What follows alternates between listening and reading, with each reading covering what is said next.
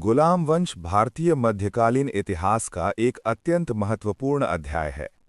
इसी वंश के साथ भारत में दिल्ली सल्तनत की स्थापना हुई और तुर्की शासन को स्थायित्व मिला। गुलाम वंश को ममलूक वंश भी कहा जाता है।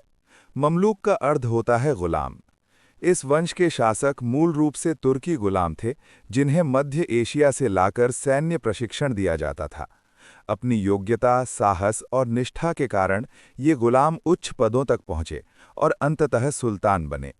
1206 ईस्वी से 1290 ईस्वी तक लगभग 84 वर्षों तक इस वंश ने शासन किया और भारतीय प्रशासन, सैन्य संगठन तथा सांस्कृतिक विकास में गहरा योगदान दिया। गुलाम वंश की स्थापना कुतुबुद्दीन ऐबक ने की थी, जो मोहम्मद गौरी का विश्वासपात्र सेनापति और गुलाम था। 1206 ईस्वी में मोहम्मद गौरी की मृत्यु के बाद ऐबक ने भारत में स्वयं को स्वतंत्र शासक घोषित किया और दिल्ली को अपनी राजधानी बनाया। इस प्रकार भारत में दिल्ली सल्तनत का आरंभ हुआ। कुतुबुद्दीन ऐबक एक उदार, दयालु और साहसी शासक था।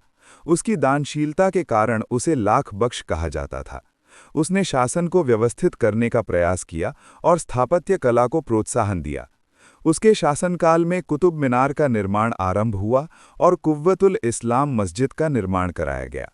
ऐबक का शासनकाल अल्पकालीन रहा और 1210 ईस्वी में पोलो खेलते समय घोड़े से गिरने के कारण उसकी मृत्यु हो गई।